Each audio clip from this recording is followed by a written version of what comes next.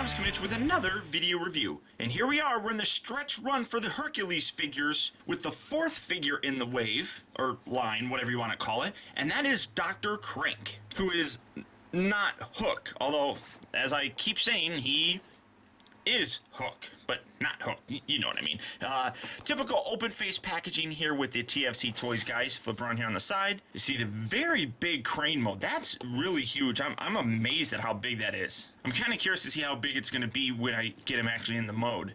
Vehicle mode, you got a weapon mode right there. Flip around here on the back, and you can see that finally we get Hercules, or, well, Devastator's head, which is really cool. So you see the actual kind of torso bit, vehicle mode and robot mode. You can check out Facebook and their website and stuff right there.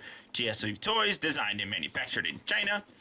Warning, warning, don't choke on little things, not suitable for kids because they choke on things. And then you see a really cool picture right there with a big ass, I don't even know, that doesn't even look like a gun, just looks like something that he would beat you with. That's kind of what that reminds me of, I suppose. But I really love the packaging on these guys. The artwork on here is simply fantastic, and typically on the inside here they have a really nice artistic drawing as well. Hook was always one of my kind of favorites. Not my absolute favorite, but he was definitely a fun character. But he's definitely some that was really fun, and more than likely, again, because he was kind of like the second in the command for the guys. And always kind of an elitist, and it was always kind of a fun dynamic watching him on screen. So let's get this guy open and see exactly how cool he really is. Alright guys, so here we have Dr. Crank opened up and out of its packaging. And first off, just like with all the other Hercules figures, he does come with this nice kind of, I don't want to call it a bio card, but you got a nice little card with the artwork on there. Flip around here on the back, and you see all of his tech specs and things of that nature. This really kind of shows his rank as being a 6, endurance of 6, courage of 6, fire blast of 4, speed of 3, obviously. I mean, he's not going too terribly fast. But he's actually really strong, which actually kind of surprises me. But I guess if you're going to carry this around as some kind of a hammer weapon, I guess you would be kind of strong. And then you see skill and intelligence of a 9. So definitely a very intelligent robot, obviously. But there you have that. In addition to that, you also get his instruction manual with the big giant weapon right there. Open it up, and you see the instructions on how to transform them. Actually, fairly simple transformation on all of these guys. I mean, they're not too terribly difficult. They're engineered, though, really very nicely. And as you can see, he is this giant crane sort of thing. Specifically what it is, I have no clue whatsoever, nor do I honestly care. But really very cool looking. A lot of nice detail on here. One problem that I kind of have is this wheel doesn't like to move. Yeah, that one just kind of dangles there. Doesn't really do too much. So, I mean, you see all of the other ones moving. No, that one now wants to move. But this one still kind of stutters. It doesn't work all that well. You can see that he does have his weapons with him. They just plug into a lot of different random spots on here. You can plug it here, you can plug it here, you can plug it here. They got the same ones here on this side right there, but, I mean, whatever you really want to do. You got the purple one, which is my personal favorite, and this is what I use when I form Hercules as his actual weapon. Very nice. And then you also have this red one, which I honestly don't know why they gave us 2 different weapons of the exact same mold, just different color. I don't know. I really don't. I mean, I like it, I appreciate it, but it's really not that big of a deal. Now, he does come with this little bit right here, which can plug onto the side. It also comes with this, which can also plug onto the side, or you can plug it here in the front. But one thing that's actually really cool, if you come around here to the back, kind of put your finger right there, this has a little square hole on it, and that's a square peg. You can put that right there. Now, why would you want to do that? Well, it allows you to rotate this section, and as you can see, you got a little hole in there that if you tied a string through there, you can actually loop it through all of these. Well, it doesn't really loop through anything here, but you can kind of see that it loops through, kind of extend this a little bit, it can loop through there, then it can loop through there as well, coming across here, going down this little rotating doodad, and then you got some more rotating doodads here that can hook onto this. Hook, get it? And you can actually make this a functioning crane sort of thing, and I'm just going to extend that a little bit. And I'm not skilled enough to do it. I mean, it's really not that difficult to do. I just don't think I have thread. And actually, I just got off my lazy butt and actually did it. You can see it's actually really not that hard to do. You just kind of loop it through there, and now you have this really kind of cool dangling hook action here, which when you come around here, you can rotate this down, although It's kind of jammed up in there. Oh, base. All right, there we go. Wait, I'm not an engineer. No, it got caught on something. There we go. And you can see it rotates up and down very nicely. You do have to kind of be careful though, because this is kind of heavy and it then kind of free falls, just like so. So there is kind of a little jury rig for it, I guess. You can take this, well, before you put that in there, flip this all the way back, kind of stick that on there, and then once you get this, we're going to extend this up some here. I'm going to come back, and you can see rotating this around, if you kind of just lift this up, that'll kind of lock that into place just a little bit.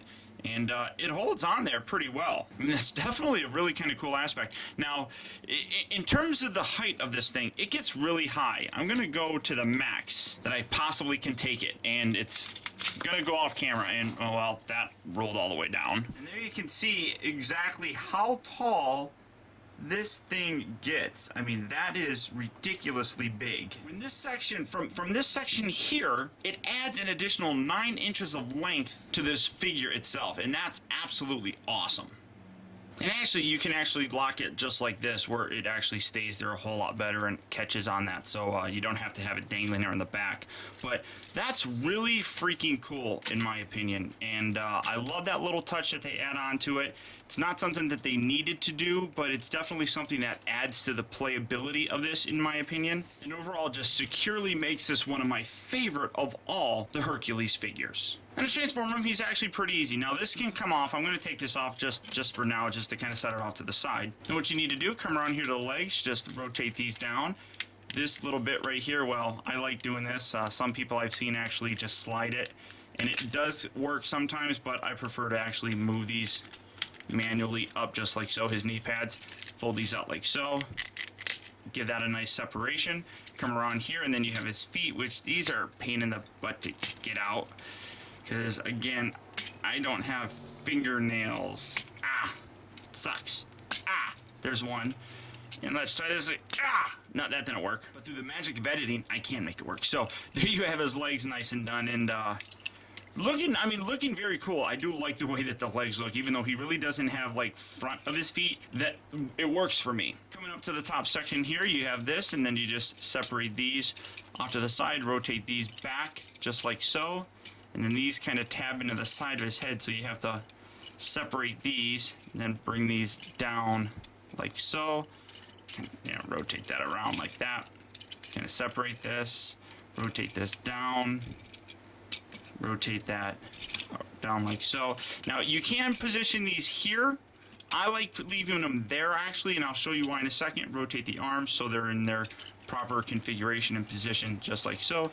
Take his head, rotate that around, and here you have Dr. Crank in his robot mode. Now, depending on how you want to use this, most people, especially myself, being fans of G1, oh, and I actually didn't get the rope in there properly. As I said, depending on how you want to configure this, I actually prefer the G1 kind of look, which means that goes there. Now, in doing so, you have to take this, the string, and you have to bring this up here and peg this on the side just so that it's not here on the bottom, kind of screwing things up.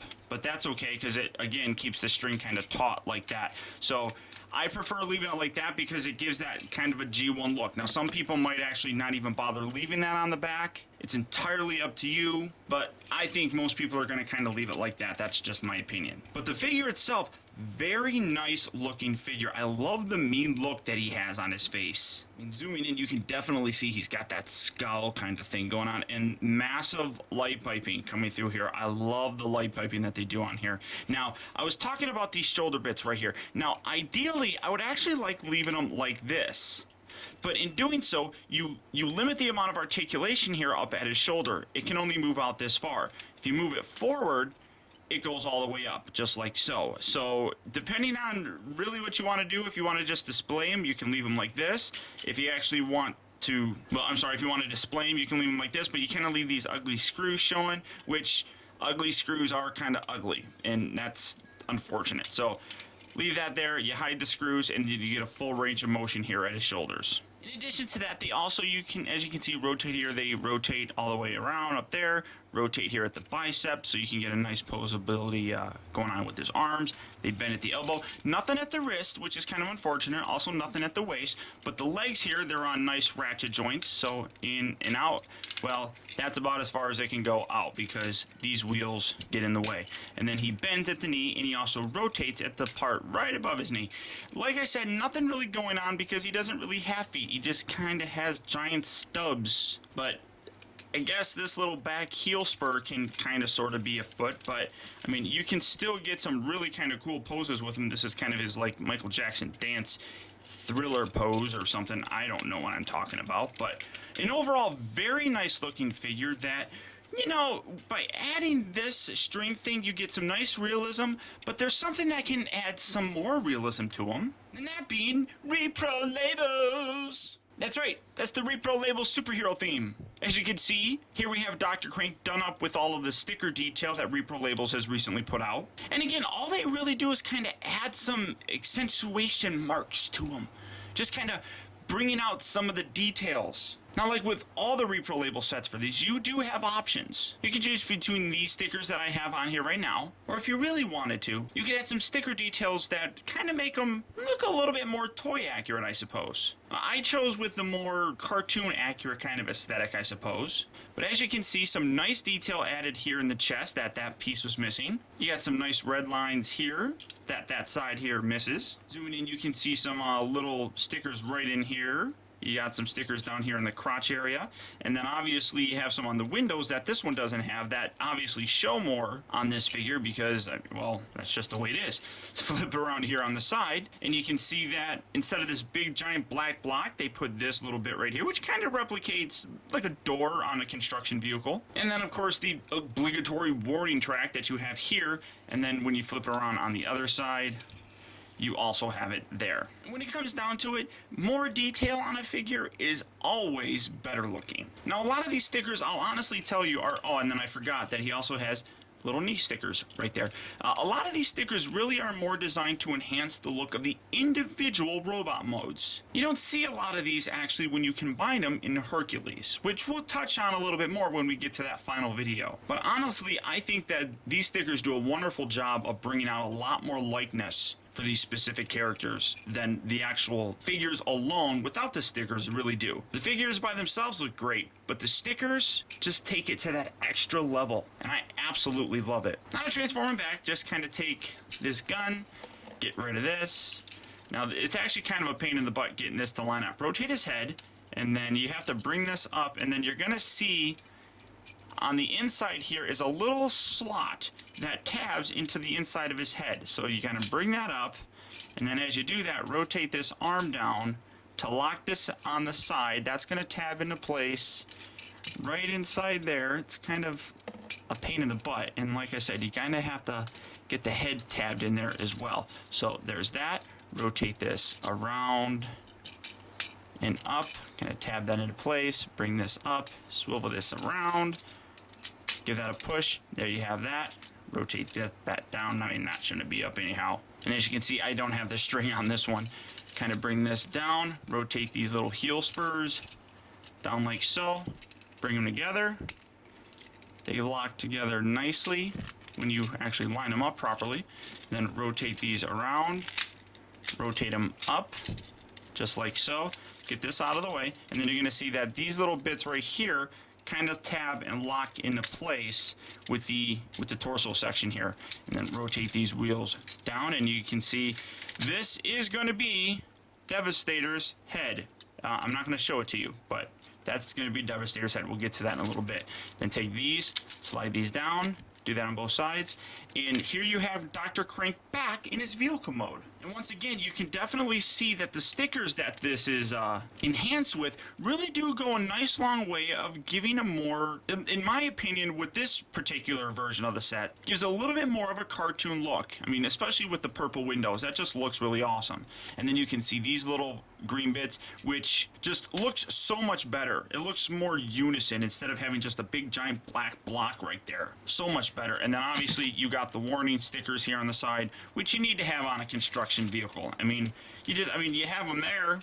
You need to have them all over the place. So really, why aren't you going to get this set? Overall, guys, when it comes down to it, if you've already gotten the other 3 figures, you're gonna get this guy, you're gonna get Mad Blender, and you're gonna get, well, the Bone Crusher one. I forgot what he's actually called. But really, if you're going to go ahead and get these and you're going to spend that kind of money, you might as well add the stickers to it. Seriously, it just adds so much more character to these figures. And like I said, if you're already shelling out the exorbitant amount of money for these figures, roughly about $100 per figure, what's $7 or $8 for a sticker set? All said and done, this is one of my favorite of all the Hercules figures. I just think it looks so much better. I don't know why. Maybe, like I said, it's my my enjoyment of the character himself. But he definitely ranks up there as one of my top favorites. And I think they did a wonderful job of taking the Hook character that we know and love and really kind of giving him a more modern, updated look here with Dr. Crank. Absolutely wonderful. And like I said, if you've already gotten the other 3 figures, you're probably going to get this guy as well. So, you either do or you don't. There's no real selling point that I'm trying to make with this, because you either got them or you're just not going to get them. So, but that's about it, guys. So until next time, I want to thank you guys for tuning in. This has been Optibotimus. I'll talk to you later.